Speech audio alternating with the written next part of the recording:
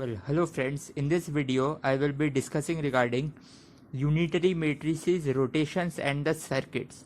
So this will be a video of quantum circuits. But there is always a difference between implementing a circuit and actually preparing it, or theoretically studying the circuit in detail. So implementing the circuit will be or may be covered. I will try to first do the theoretical discussion. So it starts by considering the set of rotation group, which is the SO3 group that we know. So in this thing, first thing is important is that I will be discussing regarding the Lie algebra of this group. So you see, given a group that is characterized by a continuous parameter, the elements of the group forms a manifold. So the elements of a group forms a surface which is locally homeomorphic, or it locally looks like a manifold of dimension D. In this case it will be R3. So given a manifold of D dimension, the tangent space at a point to the manifold will have D will also be a D-dimensional vector space. So that so let's see. One more thing is that I won't be discussing too much about Lie algebra, but the point is that Lie algebra. So given you have a Lie group, you can find something called as a left invariant vector fields over that group, and they are isomorphic to the tangent space and at identity. What does that mean? That means is that suppose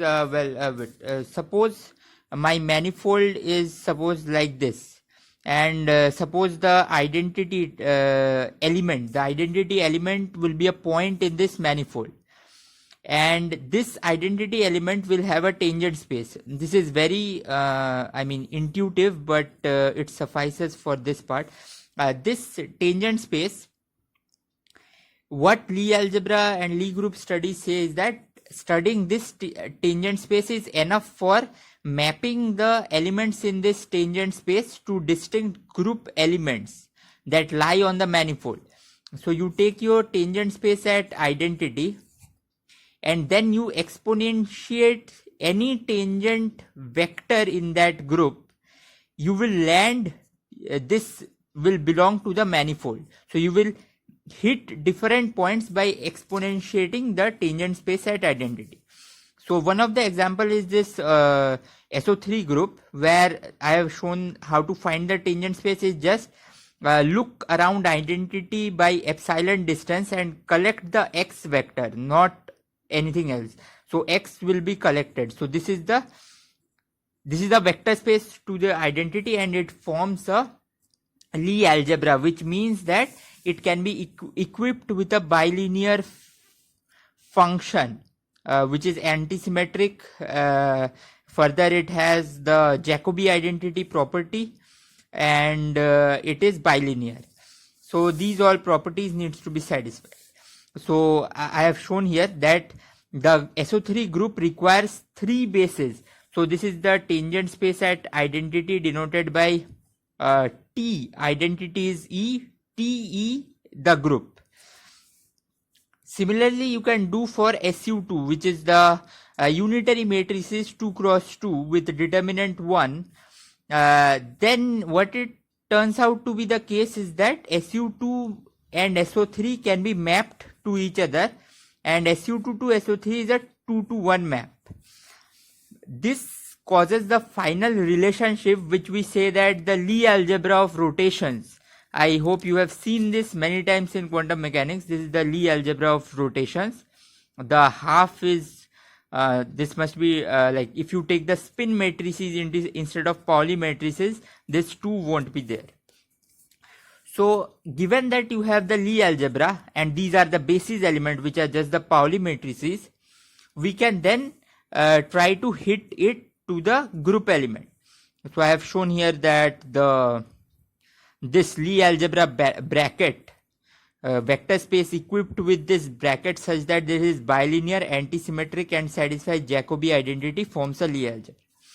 So anyway, so sigma x, sigma y, sigma z are these three 2 cross 2 matrices that we have studied many times. And what I was saying that any group element, so you see, given an axis, suppose this is the z axis, this is x axis, this is y axis, you can ask that this is a element and then you try to rotate it. So this theta is a SO3 element. So the matrices that perform these rotations are the SO3 matrices. Okay, so you ask that, so those rotation elements are getting accessed by these operators directly. So Rx theta, this means that this exponentiated operator, the Pauli x got exponentiated, this will just perform a rotation about the x-axis. With x-axis fixed, it will rotate all the points orthogonal, so in the plane perpendicular to x-axis. So, and this operator can be exponentiated using the exponential map. So e power x is summation x power n over n factorial, n equal to 0 to infinity. And then you see, you can just see that x square will be 1 because of the hermiticity and unitary property of the Pauli matrices. And then identities can be clubbed together in even powers of this exponential, and the odd powers will give rise to the sine series. So similarly, I can do with with the y Pauli matrix. So it will be cos theta by 2 identity minus I sine theta by 2 y. Here we will have this. So in this way, when you exponentiate the basis of your Lie algebra, you get the various elements of the group.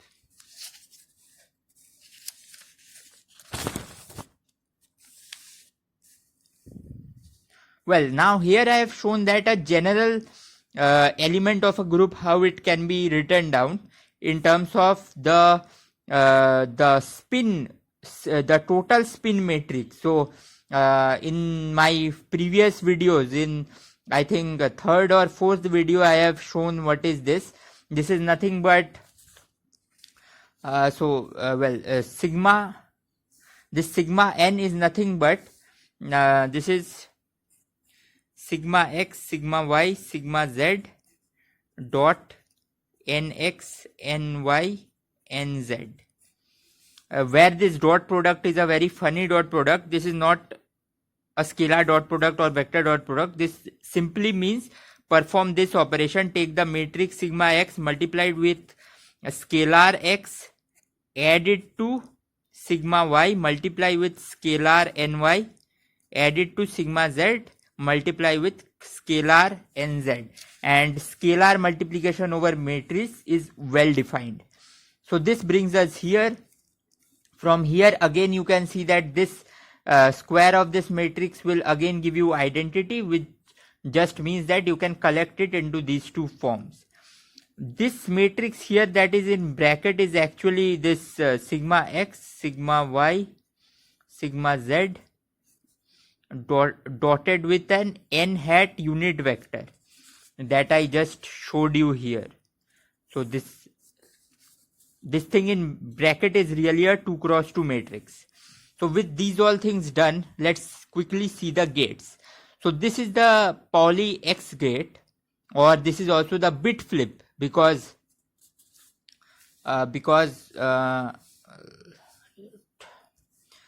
you see, if you take any 0 and you apply with x, you will get 1. You will get x 1, you will get 0. That makes it the bit flip. Similarly, if you take z, so z applied on 0 is 0, z applied on 1 is minus 1, which can also be written as e power I pi 1. So this is the phase flip. Z is the phase flip, bit flip, phase flip, and this guy is both bit phase flip.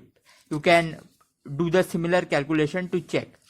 So here the 0 and 1 are the orthogonal vectors of, if you think of the Bloch sphere, these are the you can say these are the two eigenvectors of the Pauli Z matrix, which corresponds to spin plus half, spin minus half particles in the Stern-Gerlach experiment or something like that.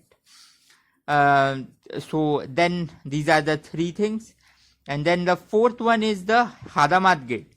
So the Hadamard gate is like this. I have written the matrix here. So the property of Hadamard gate is it converts the bit which represent the eigen vectors of the Pauli Z operators to X operators. You can verify it like 1 1, so it will give you 0 plus 1 by root 2. So that's just this. This is the eigenvector of X operator corresponding to eigenvalue plus 1. This is the eigenvector of X operator corresponding to eigenvalue minus 1. And one more important property of these Hadamard gates are these, where this is just HXH applied will just give you Z, which is quite easy to see, because if you take any bit and apply it to H, you will get an eigenvector of X. Eigenvector of X will give you an eigenvalue that will be plus minus 1 times the same eigenvector. And Hadamard matrix applied to that eigenvector is just H square applied to that eigenvector. And H square applied to that eigenvector, if you can see it here, so let's do it quickly. So H square is actually because H is unitary. All the gates that we do in quantum mechanics is unitary gates. And also you can see from here that H is Hermitian. So H square will just be identity. Okay, so H square is identity. I hope this is clear. You can just expand the matrix to check it on yourself. Now let's come to a few more gates. This is a phase gate. You can see here. This is a pi by 8 gate, or we also say it as a T gate. So this is written in this form in most of the places. You put a T here. Now let's see some of the circuits of to just warm up ourselves.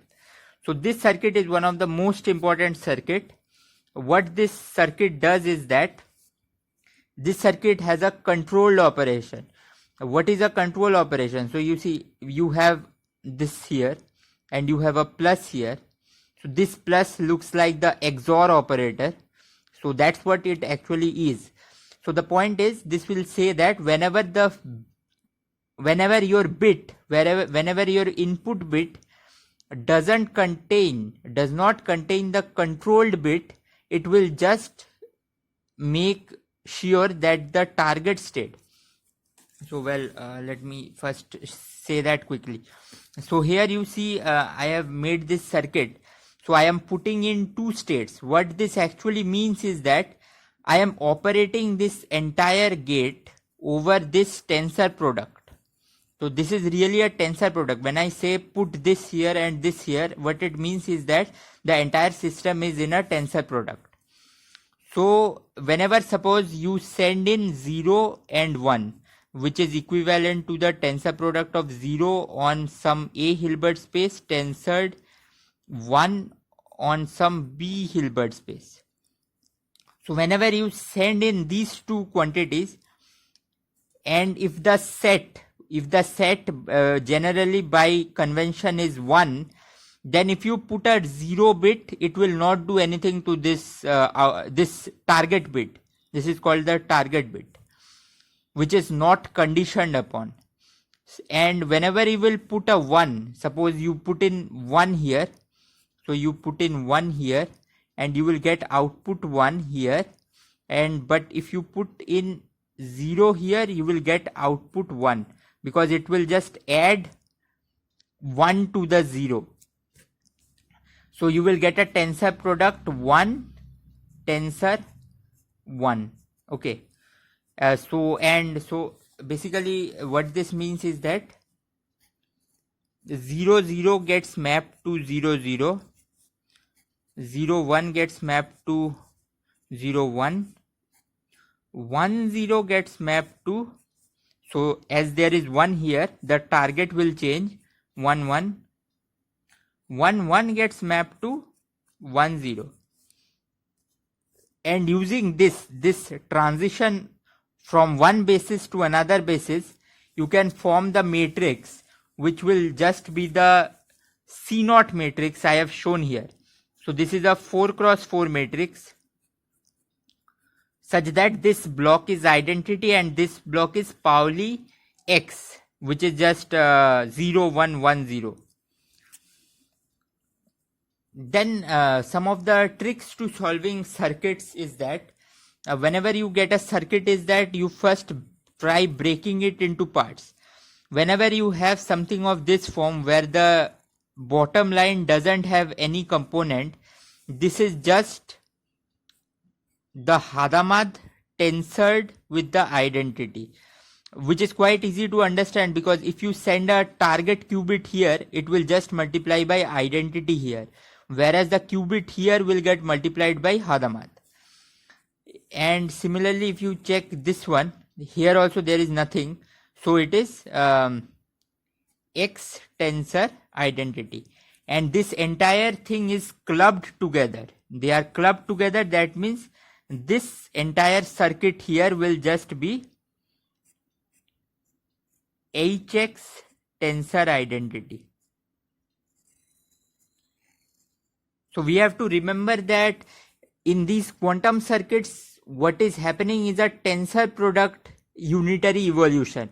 It is not that only this is getting evolved, because I have only here the operators and here I have nothing. That doesn't mean that there is only one part is getting evolved. Actually everything is multiplied by the identity, which is quite obvious, because you see, because if you had only one part, you couldn't have acted with this unitary over a Hilbert space of dimension more than 2. Whereas when you send in tensor product states, the tensor product state 0 1 or 0 0 lives in 4-dimensional Hilbert space. So let's see this one. This is quite a big, then again I will split this bigger circuit into 3 parts. One is this part, another is this part, and the last one is this part. So let's see. So you can check the circuit once. I will be doing the operations here. I'm lacking space actually.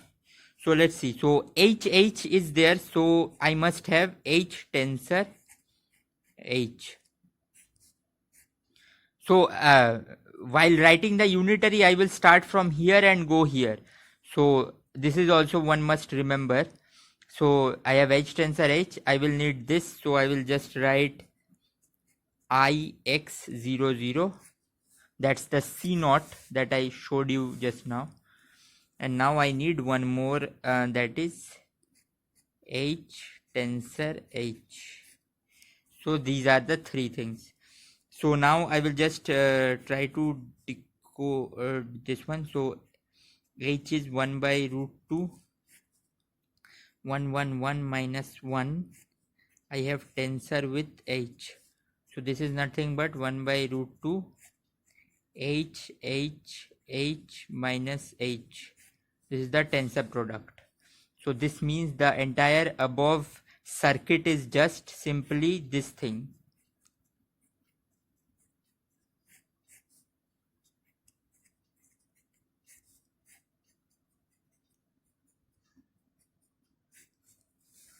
This is the final answer. Remember, each of these matrix is 4 cross 4 actually.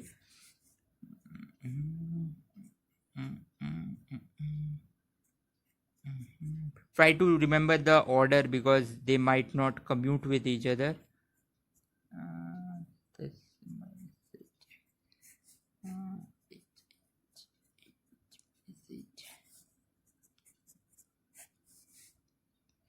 this with that, h square is just 1. So h square is 1 plus hxh. This with that again, h square is just 1. 1 means identity here. I will get minus hxh. I will get h minus hxh, and I will get h plus hxh. So this will just be finally half. Let's see. So hxh is just z. So I will finally have here identity plus z, identity minus z, identity minus z, identity plus z. So the point is this circuit here, this entire big circuit. So I will draw it again. So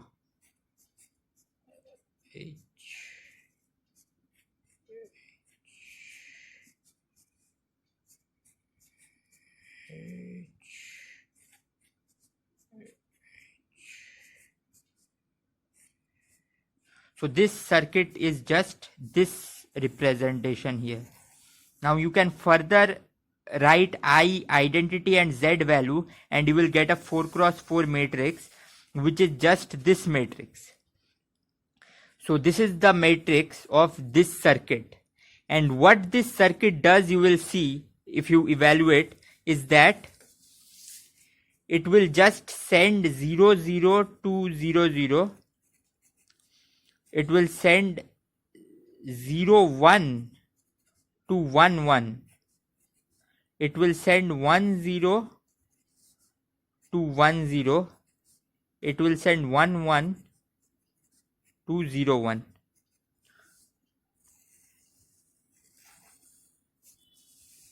This is the operation of this circuit.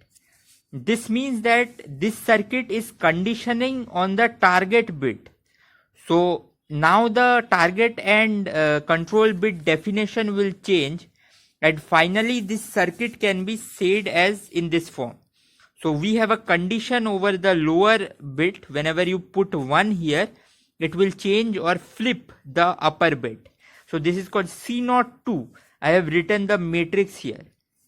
So this is C0, where it is conditioned above, and this is C02, which is conditioned below. So these kind of circuit comes in handy in most quantum mechanics circuit preparation, because it is just like inverting your circuit. It's like just taking this circuit and saying, well, how can I flip the wire? Even flipping the wire technically means performing this tedious, completely different unitary. So I hope this was clear. I will take up few more circuits in the next video. So that's all for this video.